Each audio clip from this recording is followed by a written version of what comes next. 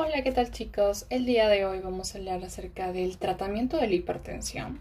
Pero antes de hablarles sobre el tratamiento, que nos vamos a enfocar sobre todo en algunos diuréticos y algunos medicamentos que ejercen su acción sobre el sistema de renina-angiotensina-aldosterona, vamos a ver qué es la hipertensión arterial. Algo clave para que debemos de sí o sí saber antes de que hablemos en sí o veamos el tratamiento para esta enfermedad. La hipertensión es conocida como el asesino silencioso. ¿Y por qué se le conoce como asesino silencioso? Se le conoce como asesino silencioso. ¿Por qué? Porque esta enfermedad suele ser asintomática. ¿Ok? Ay, perdón. Asintomática. ¿Ok? Entonces, en sí la hipertensión arterial no suele presentar síntomas. Cuando presenta síntomas normalmente se ven cuando la presión arterial justo en ese momento sube, ¿sí?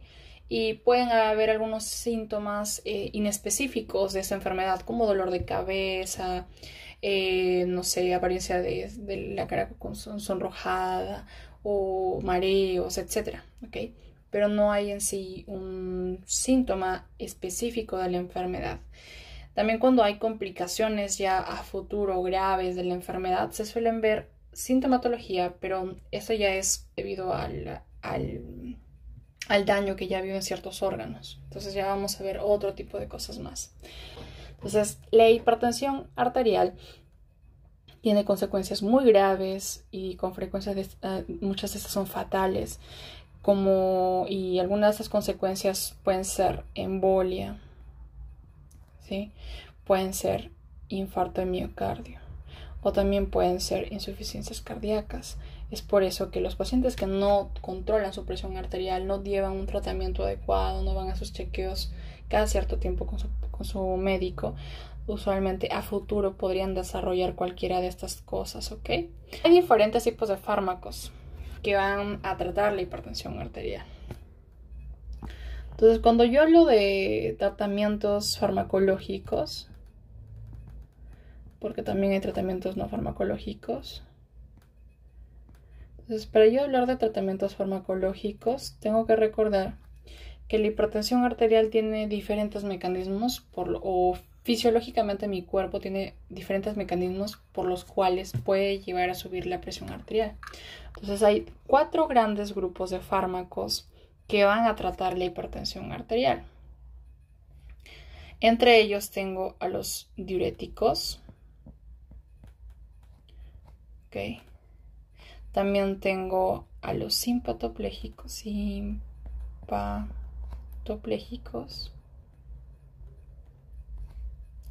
vasodilatadores,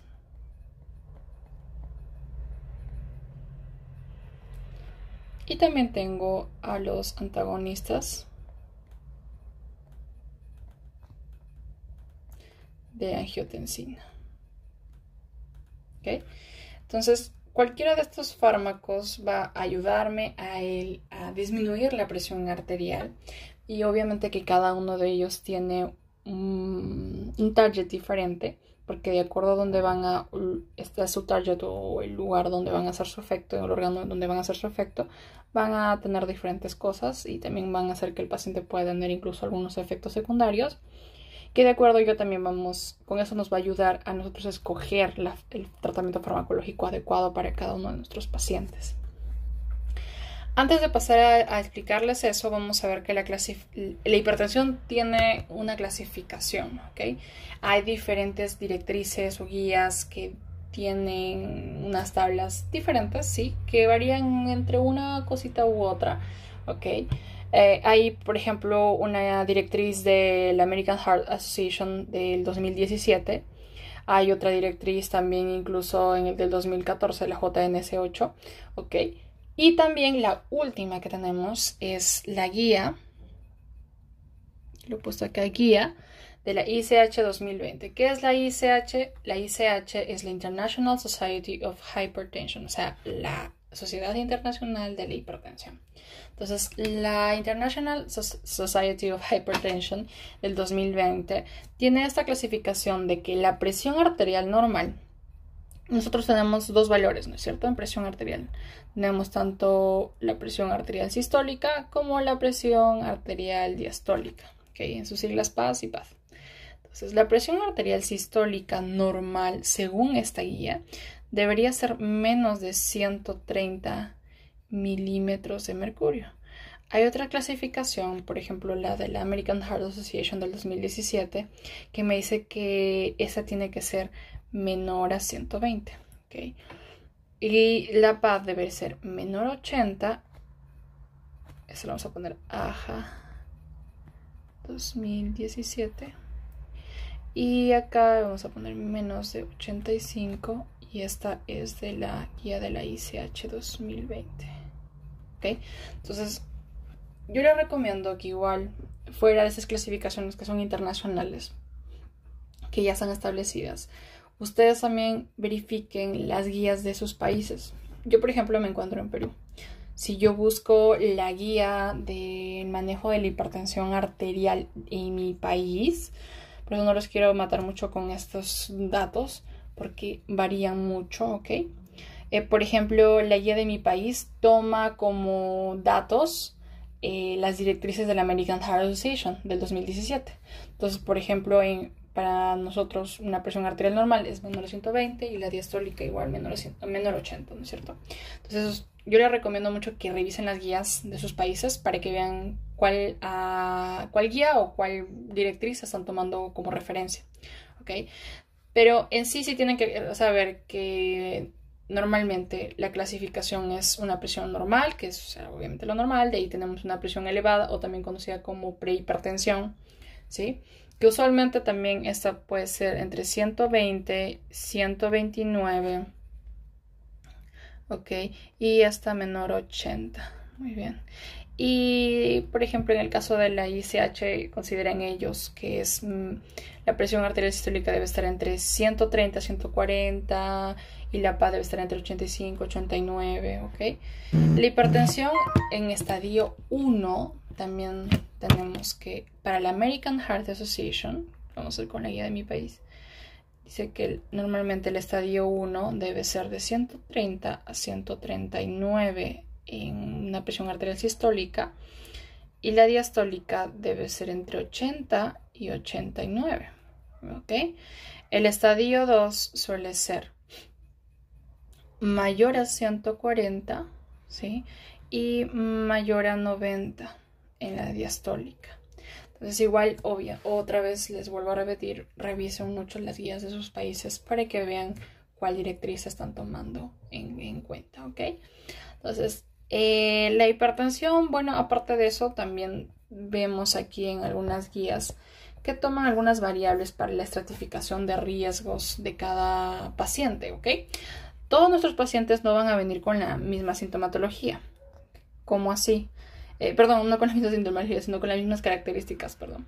Entonces, algunos de estos pacientes vienen con factores de riesgo cardiovasculares, vienen con otro tipo de enfermedades como diabetes, enfermedades o algunos antecedentes, ¿no? Como enfermedades cerebrovasculares o no sé, cualquier tipo de enfermedad que se les pueda ocurrir. O incluso los pacientes que fuman, pacientes con alcohol. De acuerdo a esto, sí, para no embrocharlos, eso lo pueden revisar igualmente. Está en la guía de MINSA. Obviamente eso es de Perú. Pero igual pueden revisar en esos guías cuáles son las variables para certificación de riesgo, que es igual, siempre toman esto de acuerdo a las guías internacionales. Entonces, esa certificación de riesgos, ¿para qué me sirve? Pues ya me dijiste que son un montón de datos que yo tengo que ver aquí, pero en sí esta variable de certificación de riesgos me ayuda a que yo pueda ver qué tratamiento le voy a dar a mi paciente o qué esquema de tratamiento yo le voy a dar a mi paciente.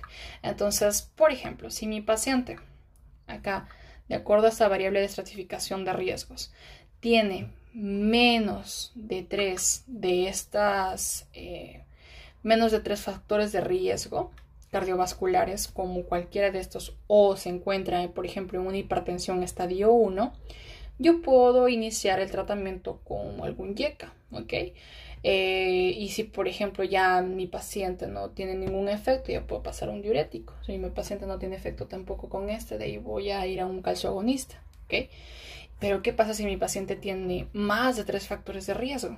Entonces, si mi paciente tiene más de 3 factores de riesgo, yo tengo que ver otro esquema de tratamiento. Entonces, es por ello que yo siempre les digo y siempre sugiero que todos revisen las guías de sus países para cualquier enfermedad a la que ustedes vayan a estudiar. ¿Por qué? Porque cuando ustedes vayan a ir, si es ahorita tú estás en tus rotaciones clínicas, quizás te basas de acuerdo a los libros a los que tú lees, que normalmente incluso estos libros son de otros países. Entonces tú tienes que ver mucho también tanto lo internacional como lo que es propio de tu país para que tú también veas cómo puedes dar tratamiento. Cuando ya llegues a internado, eso te va a ayudar muchísimo. Entonces vamos a pasar ahora con lo que más nos importa, que es es acerca del sistema regulador de la presión arterial. Uno de los más conocidos es el sistema de renina-angiotensina-aldosterona, ¿okay? Que incluso muchas personas cuando hablamos del sistema de renina-angiotensina-aldosterona eso lo ven como un monstruo, y yo también en algún momento dije, ¿qué es esto? Okay, no es difícil, no por nada, pero a veces emborracha un poco porque son varias cositas que se tienen que saber, pero con el esquema que las tengo aquí, y además este esquema, recuerden, lo pueden encontrar en mi perfil de Instagram, está ahí, así que lo pueden ir y revisarlo luego. Primero, ¿qué es el sistema de renina-angiotensina-aldosterona? Entonces, este, como les dije, es un sistema regulador de la presión arterial.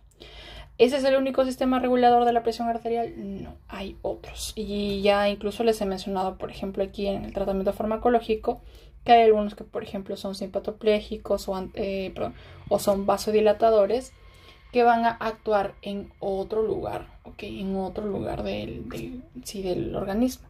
Por ejemplo, los vasodilatadores, ¿dónde van a hacer su efecto? Van a actuar, por ejemplo, en las arteriolas, haciendo que vasodilatación, obviamente. Tienen otro tipo de receptores. Si yo hablo del simpatoplégicos, van a actuar a nivel del sistema autónomo simpático, por eso se llaman simpatoplégicos, ¿ok? Entonces, nosotros vamos a hablar acerca de estos. Que ese sistema de renina-angiotensina-aldosterona tiene diferentes activadores. ¿Cuándo se va a activar mi sistema de renina-angiotensina-aldosterona? Okay. Primero es que estos vasoreceptores renales, y esto quiero que se acuerden mucho porque hay otros vasoreceptores, esos vasoreceptores renales van a sensar la baja de presión arterial.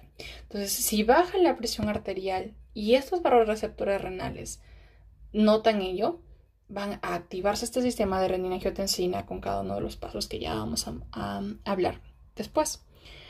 ¿Qué más hace que se active mi sistema de renina-angiotensina-aldosterona? La distribución de cloro-sodio en la mácula densa. ¿Okay? Acá disminuye la distribución de sodio-cloro en la mácula densa. Esto lo vamos a ver en quiénes. ¿Ustedes en quiénes creen que vamos a ver eso de acá? Y también eso nos va a ayudar mucho a ver que algunos pacientes, ¿sí?, van a necesitar cierto tratamiento farmacológico. Cuando nosotros hablamos en sí de farmacología cuando hablamos de tratamiento de hipertensión, tenemos que saber a quiénes vamos a tratar. No es lo mismo tratar a un paciente que tiene tez blanca a un paciente que tiene tez negra o tiene tez morena y que sobre todo es afrodescendiente.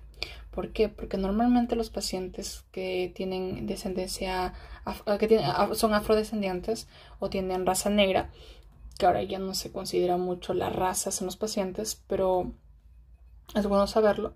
Tenemos que ver también que ellos les podemos dar un tratamiento que les ayude a bajar la volemia, ¿ok? Entonces, nosotros si vemos que hay una baja de la distribución de sodio-cloro en la mácula densa, igualmente se va a sensar aquí y va a activar el sistema de renina-angiotensina-aldosterona.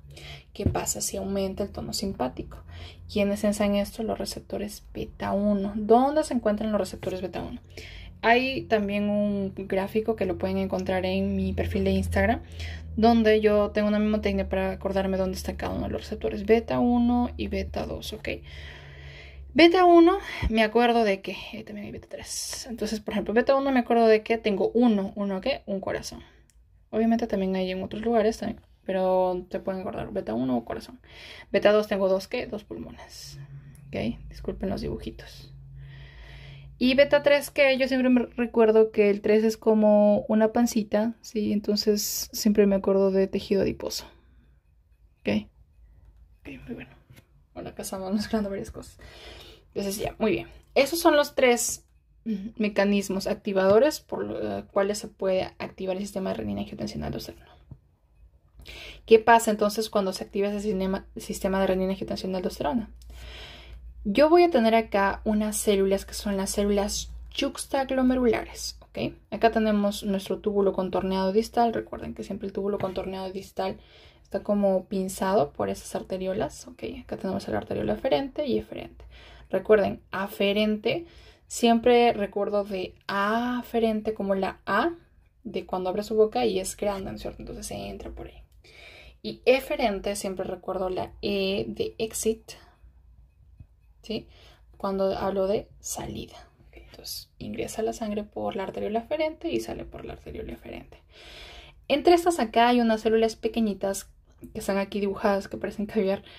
Son las células yuxtaglomerulares. Estas células yuxtaglomerulares van a producir una sustancia llamada renina.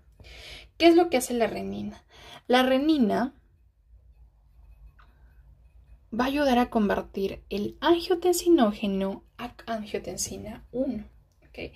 Y este es el primer paso para que empiece mi sistema de renina-angiotensina-aldosterona. Hay un fármaco que actúa en esta renina directamente. Quizás no lo vamos a ver aquí cuál es el mecanismo así de todo este fármaco, pero sí lo único que tienen que ver a saber es que hay un inhibidor directo de renina que se conoce como aliskiren, ¿ok?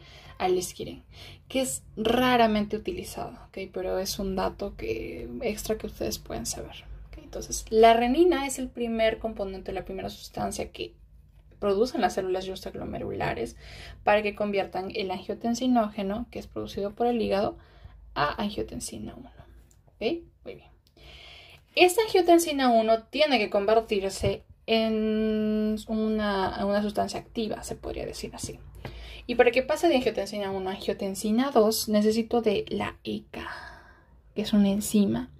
La enzima convertidora de angiotensina.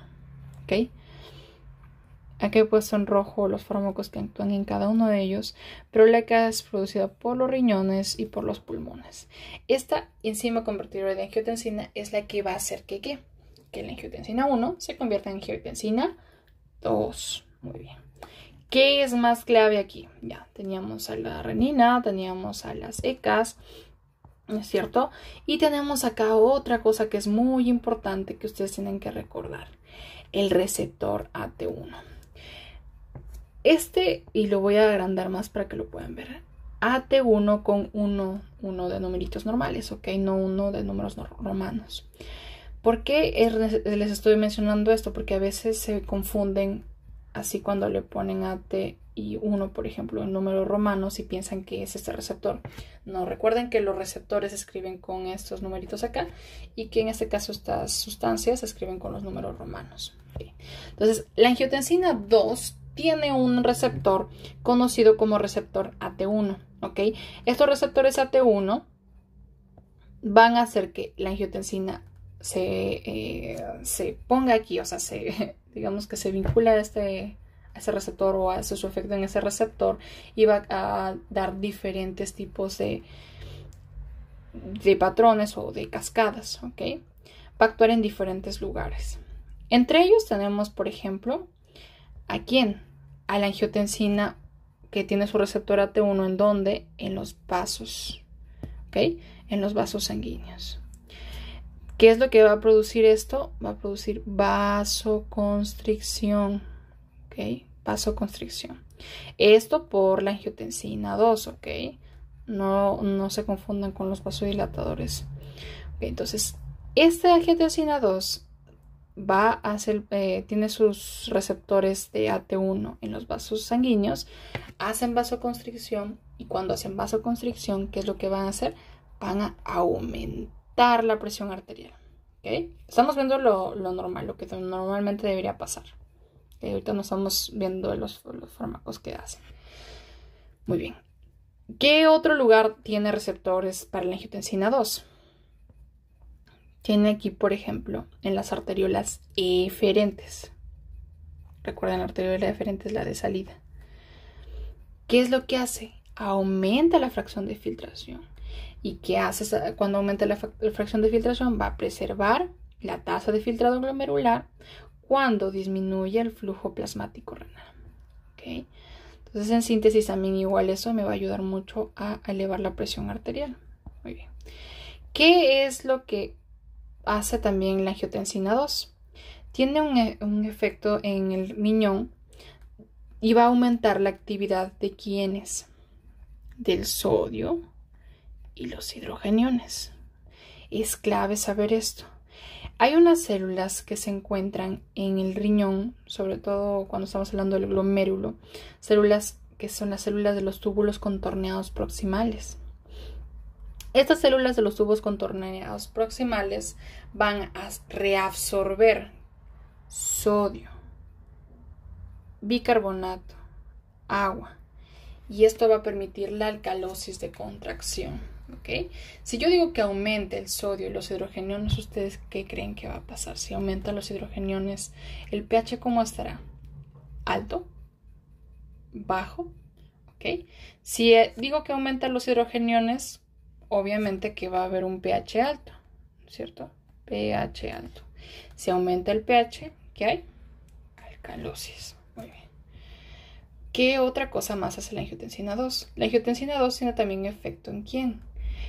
En la corteza, perdón, en la corteza de la glándula suprarrenal. Esta corteza de la glándula suprarrenal va a ayudar a que secrete aldosterona. Ahorita vamos a ver cómo es este mecanismo de la aldosterona. Pero hay aquí que ver que la secreción de aldosterona va a actuar en dos células.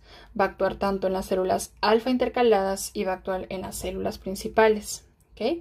Entonces, estas células principales son células renales, en donde se encuentran en el túbulo colector. ¿Okay? Entonces, esta aldosterona va a actuar a nivel de las células alfa intercaladas y van a hacer secreción de hidrogeniones, por lo cual va a aumentar la actividad de la hidrogenión ATPasa. Y también van a actuar en las células principales, permitiendo que la reabsorción de sodio mediante los canales de NAC y también la secreción de potasio en los ROMCA. Ahorita les voy a explicar esto más a detalle porque ya sé que suena chino. Y acá otra cosa más que vamos a ver es que la angiotensina 2 también actúa ¿en dónde?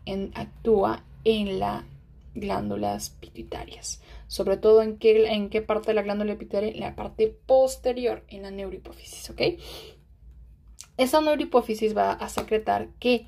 ADH. Recuerden, la neurohipófisis es el único lugar de la hipófisis donde se secretan dos cosas, nada más, dos sustancias. La ADH y la oxitocina. La ADH, conocida también como hormona antidiurética o vasopresina. Esta hormona antidiurética también va a actuar a nivel de las células principales, ¿sí? Y acá si se dan cuenta dice hipotálamo, sed, ¿ok? Porque también hace eso, hace que la persona tenga sed. Esta ADH va a hacer su efecto en las células principales y van a hacer que la reabsorción de agua. ¿Vía quiénes? Vía acuaporinas. Muy bien. Entonces, esto es lo que normalmente debería pasar en mi sistema de renina-angiotensina-aldosterona. Resumen, dijimos, primero, células extraglomerulares producen renina. La renina convierte el angiotensinógeno en angiotensina 1. La angiotensina 1 se convierte en angiotensina mediante ¿quién? Mediante la enzima convertidora de angiotensina, conocida como ECA. Esta angiotensina 2 tiene su receptor AT1. Este angiotensina 2 que tiene su receptor AT1 tiene sus efectos en diferentes lugares del cuerpo. ¿Como quiénes? Vasos sanguíneos. Haciendo vasoconstricción aumenta la presión arterial. También donde en las arteriolas eferentes, haciendo que va a hacer que se preserve la tasa de filtrado glomerular. Eso es lo que normalmente debería pasar, ¿ok? En el riñón también, en las células del túbulo contorneado proximal, que está en el glomérulo. Donde más también actúan, ¿en dónde? En las células alfa intercaladas, células principales, ¿ok? Y aquí también vamos a ver que van a actuar a nivel de la hipófisis, haciendo que se secrete ADH o hormona antidiurética o vasopresina, que también va a actuar en estas células principales. Muy bien. Entonces, ¿cómo es que funcionan en sí estas células principales? Las células principales y las células alfa intercaladas tienen casi una estructura, no es similar obviamente, pero tiene el mismo efecto cuando hablamos de aldosterona. ¿Okay? ¿Qué es lo que pasa? Yo, por ejemplo, acá tengo mi hormona antidiurética. Mi hormona antidiurética viene a su receptor V2. ¿Okay? Entonces, digamos, esta es la ADH, viene aquí, se une a su receptor V2, ¿sí? ¿Y qué es lo que va a hacer? Va a expresar acuaporinas. Estas acuaporinas van a permitir que el agua ingrese. ¿Por qué se llama antidiurética? Porque es antidiuresis, ¿ok? Antidiuresis. Entonces, si ya hay antidiuresis, obviamente que ya no va a haber agua. Todo el agua la va a jalar, va a ir hacia adentro, ¿ok? Esta es la parte vasolateral. ¿Sí? Significa que acá hay un vaso sanguíneo. Y esta es la parte luminal. ¿Ok? Que si yo lo hablaríamos así, por ejemplo, si estamos ahí, ese es todo el glomérulo. Digamos que la luminal vendría a ser esta parte de acá, pues, ¿no? ¿Ok? Ese es el túbulo colector, por ejemplo. Y la parte vasolateral es por donde estaban pasando los vasitos sanguíneos. ¿Ok? Vasos sanguíneos. Muy bien. Entonces, cuando yo digo aquí que la ADH hace que haya reabsorción de agua, es mediante esto. Cuando yo les estaba mencionando aquí acerca de la aldosterona, cuando se secreta la aldosterona, porque recuerden que el sistema se llama sistema de renina, angiotensina, aldosterona, que es lo que nos importa aquí, lo que pasa con la aldosterona. La aldosterona es una sustancia que recuerden que es secretada por quién, por las glándulas suprarrenales, ¿ok? Entonces, estas glándulas suprarrenales van a secretar aldosterona y lo que van a hacer aquí es que esta aldosterona se va a unir a su receptor intracelular. ¿Por qué les he puesto intracelular y por qué es necesario que lo sepan? Porque recuerden que cuando el receptor es intracelular, como por ejemplo en este caso, que es un receptor de mineralocorticoides, como es la aldosterona, no necesitan de energía, simplemente traspasan la membrana, ¿ok? Ingresan y hacen su efecto. Entonces la aldosterona se une a su receptor intracelular, su receptor de mineralocorticoides, y va a hacer una cascada de cosas acá, donde por ejemplo dentro del núcleo de esta célula, que recuerden que es una célula del túbulo colector, o sea, estamos aquí en este lugar, ¿sí? Túbulo colector. Esta célula principal tiene su núcleo y dentro del núcleo tiene un RNA mensajero. Este RNA mensajero va a hacer que se exprese una proteína conocida como ENaC. Este ENaC es una proteína, es un canal en sí que va a permitir que este ENaC viene de sodio. Va a hacer que se reabsorba el sodio, ¿ok? Muy bien. Se reabsorbe el sodio. ¿Qué más pasa? Cuando se expresa o se hace esa proteína, ese canal de ENaC, se va a despolarizar esta membrana y va a hacer que se vea o se exprese también otro canal que es conocido como ROMK. ROMK que viene de potasio, ¿ok? Entonces, ¿qué es lo que hace? El potasio sale y el sodio ingresa. Muy bien. Entonces, por ejemplo, acá tenemos otra bomba que es una bomba ATPasa. Donde esta bomba, ¿qué es lo que hace? Que hace que estos sodios que estaban por aquí, salgan y este potasio ingrese. Y ese es el potasio que va a salir al final por estos canales de ROMK.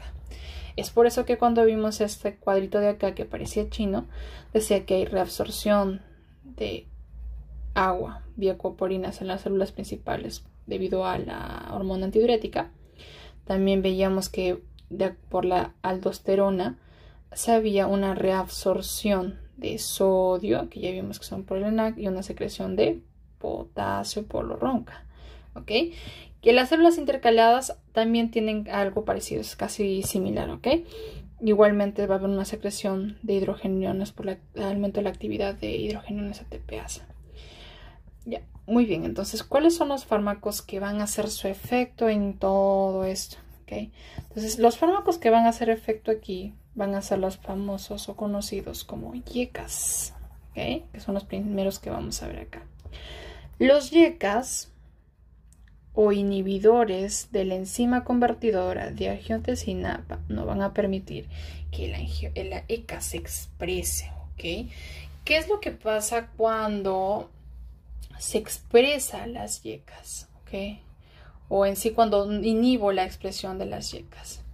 Lo que va a hacer cuando yo inhibo esta enzima convertidora de angiotensina es que obviamente ya no se produzca angiotensina 2. Entonces va a disminuir ¿a quién? A la angiotensina 2. Porque ya no va a haber quien convierta la angiotensina 1 en angiotensina 2. ¿Okay? ¿Qué más va a pasar con esto? También va a pasar de que se va a disminuir ¿qué? La tasa de filtrado glomerular, ¿ok? Previniendo así también la constricción de las arteriolas eferentes, que es lo que estábamos viendo ¿dónde? Aquí, ¿ok? Entonces, normalmente, ¿por qué estaba mencionando todas esas cosas que hace la angiotensina 2? Porque si no hay angiotensina 2 o disminuye la angiotensina 2, ya no van a haber esos efectos aquí, por eso es que me va a ayudar a controlar la presión arterial. ¿Qué más va a pasar?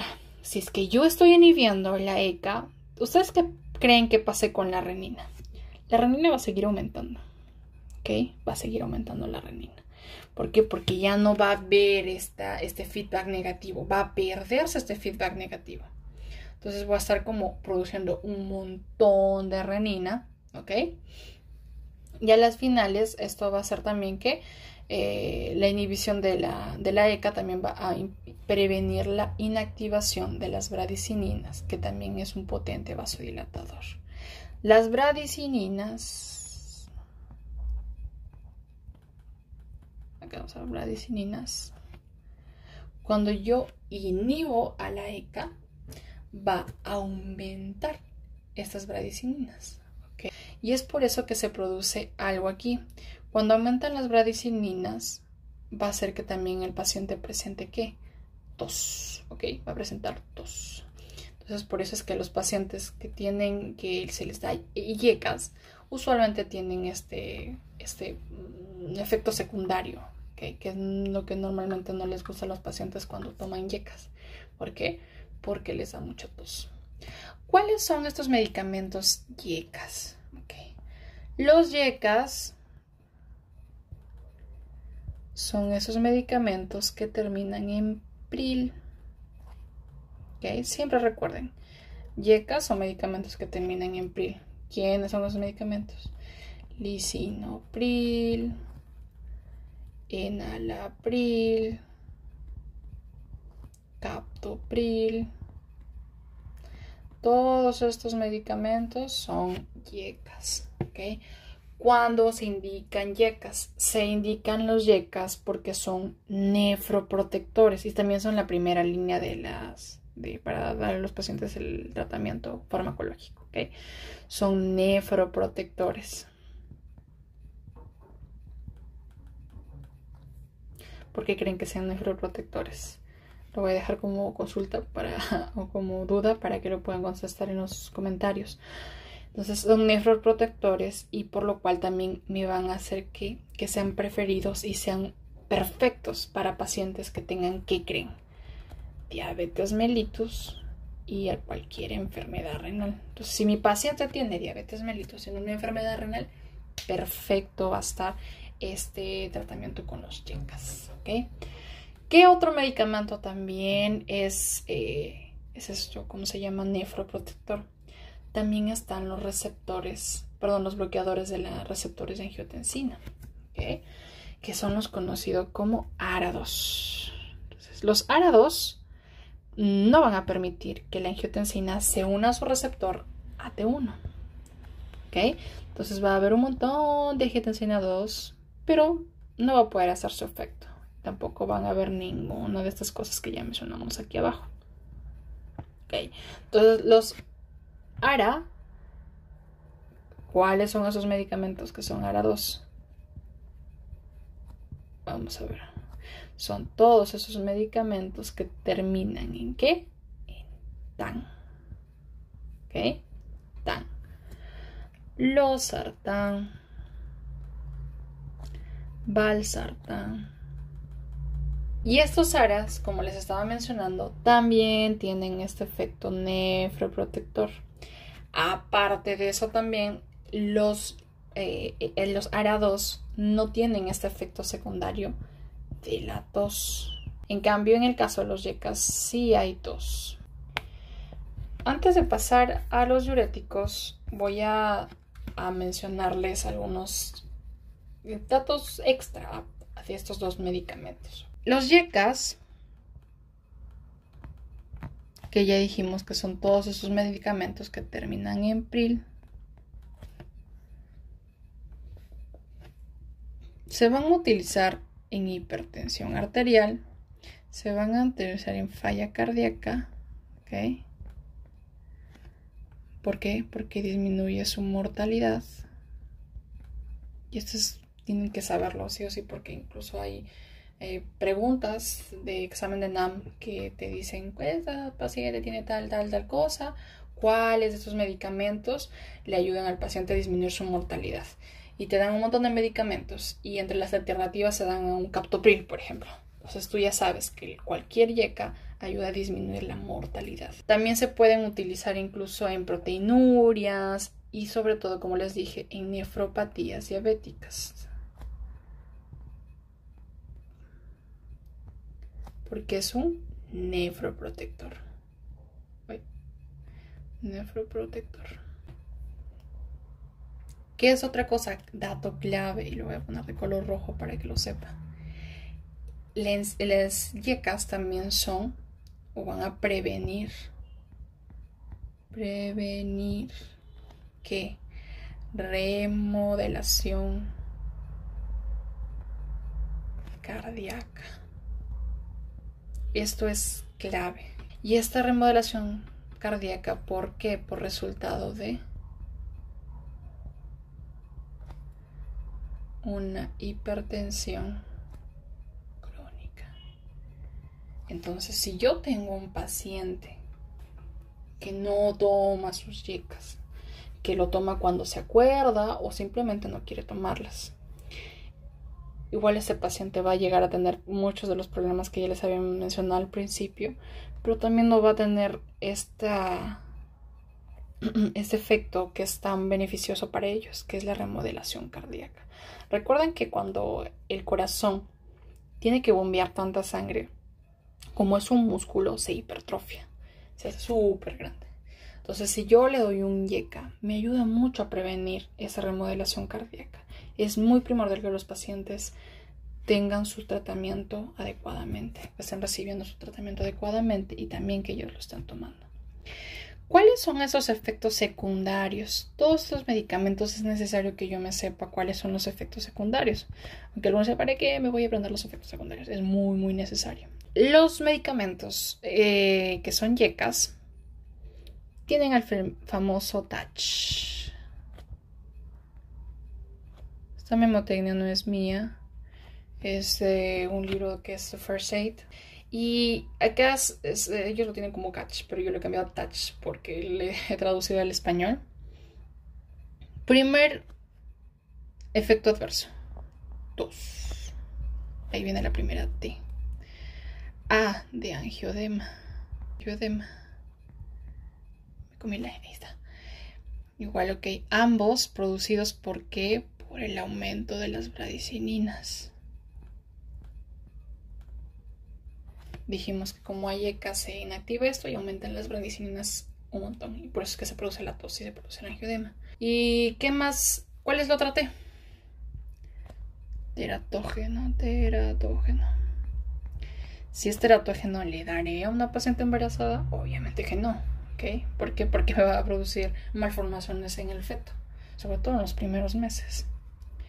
La C viene de ¿qué? De creatinina. ¿Qué hace con las creatininas? Aumenta las creatininas. Dijimos que eso incluso se utiliza para cuando hay pacientes con proteinuria. Disminuye la tasa de filtrado glomerular. Con mucho cuidado en quienes le vamos a dar. La otra que es la hipercalemia. Hipercalemia. Y obviamente también la hipotensión, que es el efecto que tiene al final. Pero tampoco no le puedo dar mucho al paciente, si no se le baja demasiado la presión. Hay una pregunta que lo vi en alguna vez en un ENAM donde decía el paciente tiene tal cosa y al final decía el paciente tiene diagnóstico de estenosis de arteria renal bilateral. ¿Cuál de los siguientes fármacos no se le puede dar? ¿Ok? Uno de los fármacos que no se puede dar, y es, acá también lo vamos a poner con rojito, a los pacientes a los que no se les puede dar, es cuando tienen estenosis de la arteria renal bilateral. Estenosis de arteria renal bilateral. El paciente tiene estenosis de arteria renal bilateral, no le des YECAS. ¿Por qué? Porque estos inhibidores de los YECAS al final van a hacer que disminuya la tasa de filtrado glomerular, como les había mencionado. ¿Y qué es lo que va a llevar esto? Va a llevar a falla renal. Puedo utilizar en ciertos pacientes, pero hay otros pacientes a los que no puedo utilizarlo. Igual tienen que siempre acordarse. Por eso es que les digo que tienen que saber cuáles son los efectos secundarios. Porque si no, yo no le puedo dar a todos mis pacientes. No todos mis pacientes son candidatos para esto. Ahora, vamos a ver también aquí otros medicamentos como son los... Acá, he avanzado demasiado. Acá es ARAs, ¿ok? Los ARA2. O conocidos también como ¿qué? Como bloqueadores de los receptores de angiotensina 2. ¿Cuál es ese receptor de angiotensina 2? Dijimos el AT1. Los ARA2 van a inactivar selectivamente al AT1. Ya dijimos que uno con números normales. Entonces este receptor AT1 no va a hacer ¿qué? El angiotensina 2 se une a este receptor y no haga ninguno de los efectos. ¿Okay? Eso es lo que va a producir con los ARA2. Estos efectos son muy similares a los que hacen los YECAS, con la diferencia que no va a hacer el efecto en las bradicininas, por lo cual no se van a inactivar, no van a aumentar las bradicininas y tampoco van a tener tos. ¿Cuáles son los usos que se les da a las ARA2? Ya dijimos, es lo mismo casi que el otro. Para hipertensión, para falla cardíaca, para proteinuria. Y también incluso para enfermedad renal crónica. Quienes dijimos como la nefropatía diabética. Y también para quienes, para aquellos pacientes que tienen intolerancia a YECAS. O sea, por ejemplo, para pacientes que tienen tos y tienen el angioedema. Angioedema. ¿Cuáles son los efectos secundarios? Los efectos secundarios son hipercalemia, disminución de la tasa de filtrado glomerular, se encuentra casi lo mismo. Obviamente la hipotensión. Y ese también es teratógeno. Muy bien. Vamos a ver ahora los diuréticos. En este caso vamos a ver qué es lo que pasa con los diuréticos. ¿Qué es lo que hacen los diuréticos en síntesis? Porque hay varios tipos de diuréticos. Hay diuréticos que son ahorradores de potasio, otros diuréticos que actúan en enlace de Henle, otros diuréticos que van a actuar también incluso, por ejemplo, en el túbulo contorneado distal. Vamos a ver cuáles son cada uno de estos fármacos. Muy bien, entonces primero vamos a ver este cuadrito que está aquí, o este dibujito que tenemos acá. Diferentes tipos de medicamentos. Entre ellos tengo, por ejemplo, a un medicamento que es de los diuréticos de ASA. ¿Okay? Esta es mi asa de Henle. Asa de Henle. Por eso se llaman diuréticos de ASA, porque actúan aquí. Diuréticos de ASA. ¿Cuáles son estos diuréticos de ASA? En este de acá están los ID. Lo pongo así porque siempre recuerdo más los medicamentos cuando me acuerdo en qué termina cada uno de ellos. ¿Okay? O los IDA. Furosemida. O torsemide. Torsemide. Que es chistoso el nombre, sí, pero recuérdenlo igual. Diurético de asa son los IDA o los IDA. Furosemida y torsemida. ¿Cuál es el efecto que tienen los diuréticos de asa? Si yo voy aquí, voy a ver que esta parte de los diuréticos de asa sobre todo actúa justo en esta partecita de aquí, que está pintada de color morado. Aquí van a actuar los diuréticos de asa. Actúan en la asa ascendente, gruesa, ¿ok? Y aquí tienen un sistema, unos transportadores que son el transportador de sodio, potasio, 2-cloro. Este de aquí se va a inhibir cuando yo le voy a dar a mi paciente estos diuréticos de asa. ¿Okay?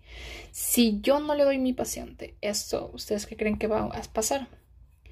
Va a disminuir el sodio, va a disminuir el agua, ¿ok? Porque como es diurético, va a empezar a botar mucha agua por la orina, ¿sí? Bastante agua por la orina, va a empezar a jalar todo el agua hacia la luz, va a irse a través de la orina y obviamente que esto me va a ayudar ¿a qué? A disminuir el volumen. Si disminuye el volumen, por lo tanto, también disminuye la precarga. Y si disminuye la precarga, ya no va a haber tanta sangre que llegue al corazón. ¿Y qué es lo que va a pasar? Disminuye la presión arterial. Recuerden siempre que los diuréticos, en general todos, tienen casi este mismo mecanismo. Tratan de ayudar a disminuir la bulimia a través de simplemente botar la orina, botar líquidos a través de la orina. Diuréticos de asa, ya dijimos que son la furosemida, torsemida. Esto me va a ayudar también a que, aparte de que ayudan a esto, también me ayudan a perder calcio. Sí, calcio. Hay otro transportador acá que hace que se reabsorba calcio y magnesio. ¿Okay? Y cuando yo lo inhibo, ¿qué es lo que pasa? Que simplemente empiezo a perder calcio. Disminuye también el calcio. Es muy necesario, como se dan cuenta, saber dónde va a actuar mi medicamento para que yo vea qué sintomatología o qué efectos va a tener mi paciente al final. ¿Okay? Entonces, los diuréticos de asa, entonces ayudan a disminuir la bulimia, van a perder calcio, ¿sí? Y también aparte de eso, ¿cuándo yo lo voy a utilizar? ¿Cuál es su uso de estos diuréticos? Los voy a utilizar en estados edematosos. ¿Cuáles son esos estados edematosos? Falla cardíaca, cirrosis. Okay, mi paciente tiene un montón de líquido y necesito perderlo. Síndrome nefrótico.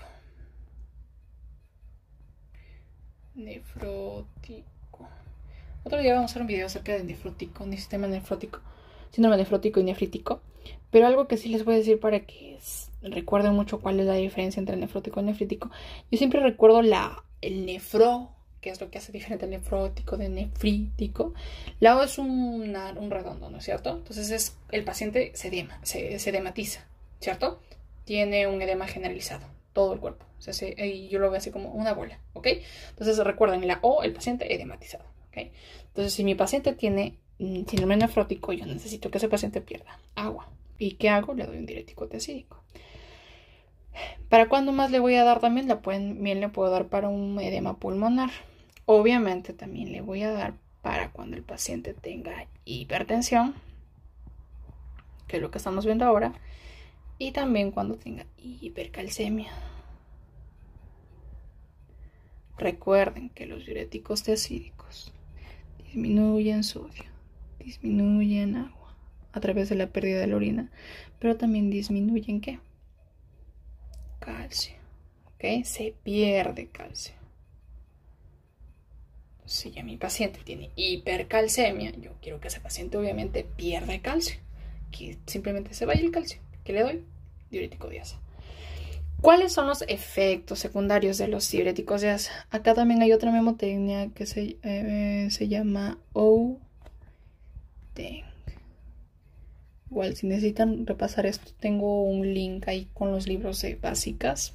Pueden encontrar este libro de First Aid en mi página de Instagram para que ustedes puedan ver ahí este libro que me encanta, es muy bonito, está súper resumido y tiene un montón de memotecnias. Entonces, en ODENG, ¿de qué? O de ototoxicidad. La primera H es de hipocalemia. Se dan cuenta, es al revés. Porque en el anterior había hiper y ahora hay hipo. ¿Okay? Hipocalemia. ¿Qué más hay? Hipomagnesemia. Recordemos de nuevo este cuadrito. Calcio, magnesio. Si ya no se puede hacer esto, se pierde calcio, se pierde magnesio. Bien. Entonces también va a haber hipomagnesemia. Acá siempre me confundo, siento si escribo muy rápido y me como las letras. La D, voy a ponerlo aquí al costado. D de deshidratación. ¿Por qué pasará eso? Obviamente porque mi paciente empieza a perder líquido. Eso es lo que pasaba hace un tiempo con algunas chicas que querían bajar de peso. Tenían la idea de que para bajar de peso necesito perder agua de mi cuerpo. ¿Y qué hacían? Tomaban furosemida. O simplemente tomaban furosemida. Y al final, ¿qué pasaba? Que empezaban a perder obviamente líquidos a través de la orina. Entre comillas, empezaban a perder todo el líquido extra que tenían en el cuerpo.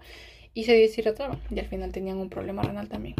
Entonces, uno de los efectos adversos que tienen los diuréticos de asa es esto, la deshidratación, así como de otros diuréticos también.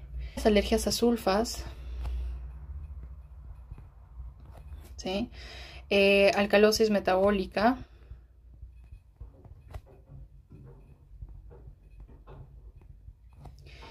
y también en nefritis y gota. Nefritis y gota. O sea, no debo darle pacientes que tengan gota. ¿Okay? Bien.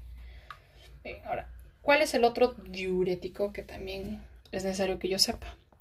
Son los diuréticos diacídicos. Van a hacer su efecto en esta parte de aquí, que está pintado de color rosa. Hidroclorodiazida y clorotiazida. Hay otros medicamentos como la metalozona, pero estos son los más conocidos, así que no tienen que matarse con aprendiéndose los otros nombres también. ¿Cuál es el mecanismo en sí de estos diuréticos tiacídicos? El torneado distal es que tiene aquí también otra bombita, que es la de bomba de sodio-cloro. En cuenta, está con la flechita hacia afuera, significa que reabsorbe. Reabsorbe significa que jala de la luz, jala hacia el sangre o hacia los vasos y las sustancias que están aquí. Entonces reabsorbe sodio y cloro. Pero si yo le doy un diurético tiacídico, va a inhibir esta bomba de sodio-cloro. ¿Qué es lo que va a pasar? Que va a aumentar la cantidad de sodio, ¿sí? Acá afuera en el lumen y se va a perder. ¿Ok? Es lo mismo que habíamos hecho acá. Disminuye el sodio. ¿Disminuye el sodio dónde? ¿Afuera o adentro? Obviamente que adentro, ¿sí? Esto es dentro del organismo, ¿ok? Dentro de la personita acá. Obviamente que en la orina va a salir un montón de sodio y un montón de agua porque ahí es donde se está perdiendo, ¿sí? Entonces, muy bien, entonces va a inhibir a la bomba de sodio-cloro. Inhibe la bomba de sodio-cloro. ¿Ok? Ahí. Si inhibe esto donde en la parte del túbulo contorneado distal, ¿qué es lo que va a pasar? Va a disminuir la capacidad de dilución ¿de quién? De la nefrona, obviamente. Y también va a hacer que disminuya la excreción ¿de quién? De calcio. ¿Cuándo voy a utilizar los diuréticos acídicos? Ya sabemos que para la hipertensión, para falla cardíaca. Si se dan cuenta, la mayoría de diuréticos se usan para falla cardíaca y es por esto que ayudan a disminuir la precarga. Entonces ayudan mucho al corazón también con esto, que disminuyen la volemia. También se puede utilizar para hipercalciuria idiopática. Y otra enfermedad también aquí que se utiliza es para la diabetes insípida. ¿Pero cuál creen? La nefrogénica, obviamente. ¿Sí? Y también se utiliza para osteoporosis. Principalmente esto, hay que saber esto porque es lo que nos importa más. Los efectos secundarios aquí sí es mucho más simple. Aquí es el conocido hipergluc. ¿Por qué hipergluc? Hiperglicemia. ¿Qué son sus efectos secundarios? Hiperlipidemia. Hiperuricemia. ¿Qué? Hipercalcemia. ¿Qué? Entonces, hiper. Y bueno, aparte de eso, también me va a producir una alcalosis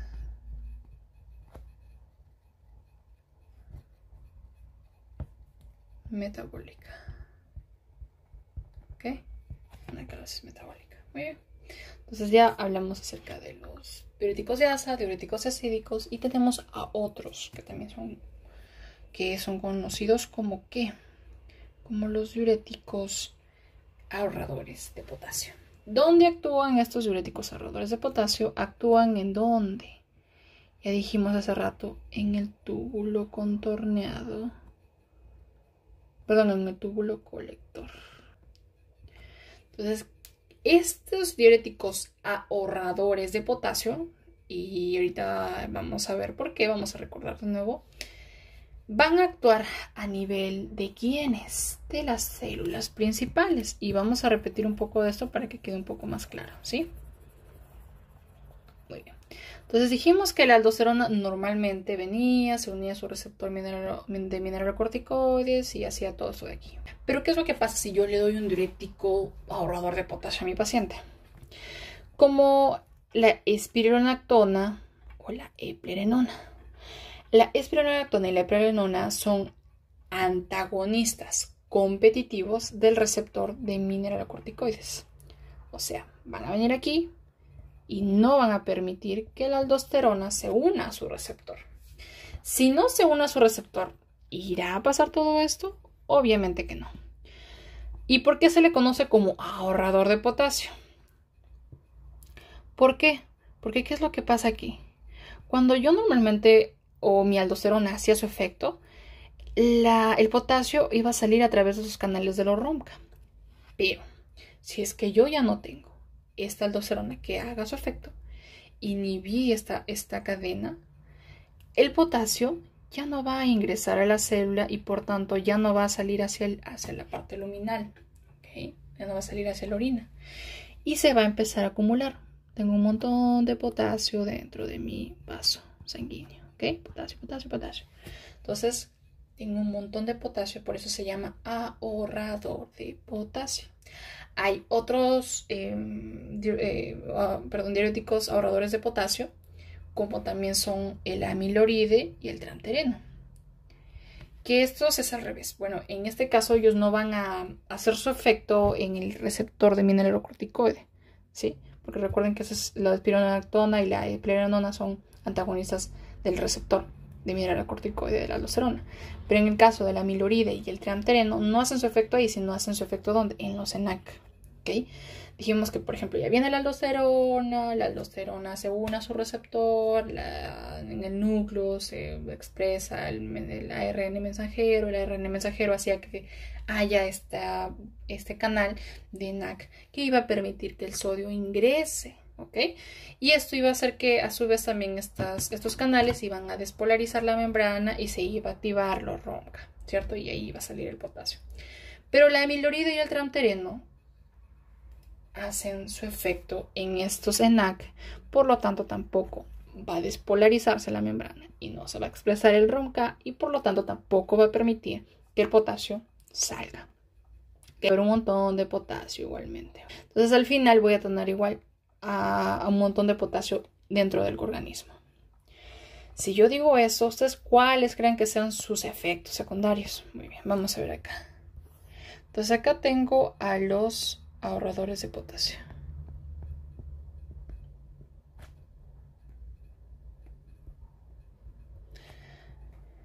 Esos ahorradores de potasio van a hacer su efecto, como ya les había mencionado, de acuerdo al medicamento. Si es espironolactona y eplerenona, van a hacer su efecto en el receptor mineralocorticoide. Si es amiloride o tramtereno, va a hacer su efecto en los canales de NAC. Entonces, ¿cuándo voy a utilizar esos ahorradores de potasio? Clave aquí, pacientes con hiperaldosteronismo primario. ¿Okay? O sea, de la misma glándula suprarrenal. ¿Cuándo más le voy a dar al paciente? Cuando tiene ascitis.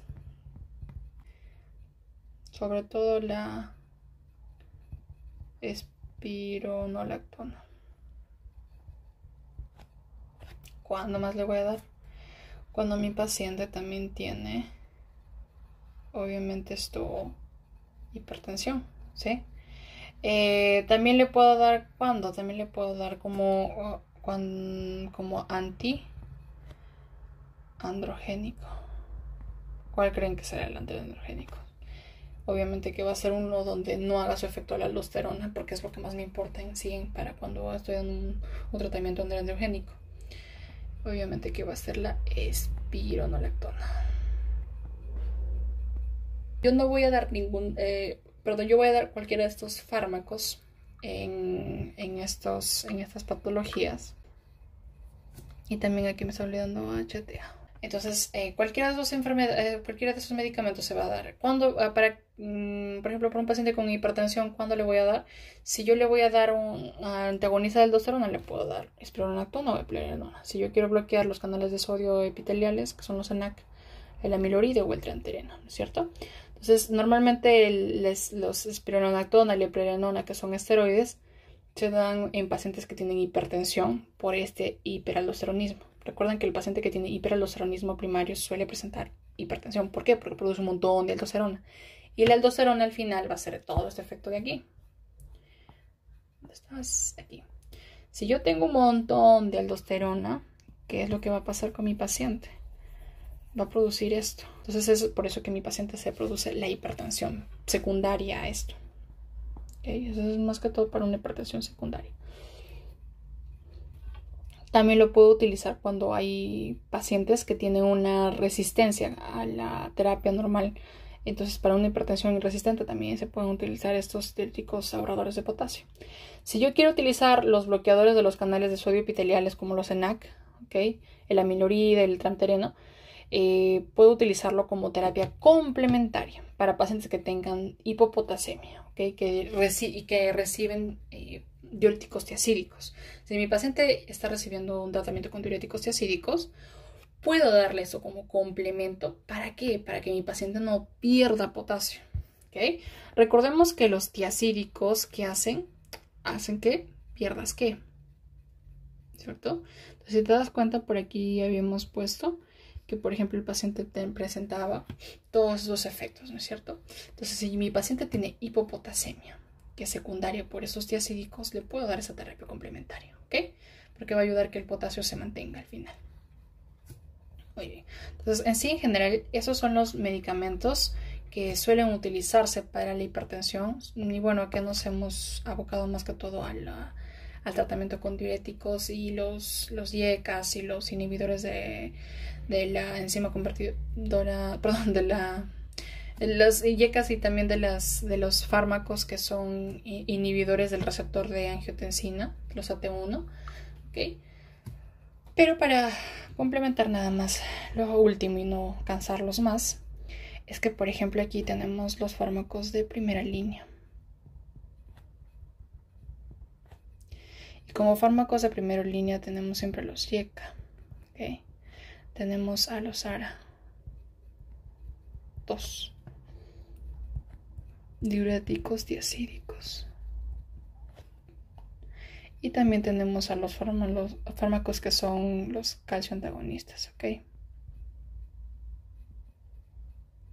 Como lo son el amlodipino, difedipino, dieltasén, verapamil, ¿ok?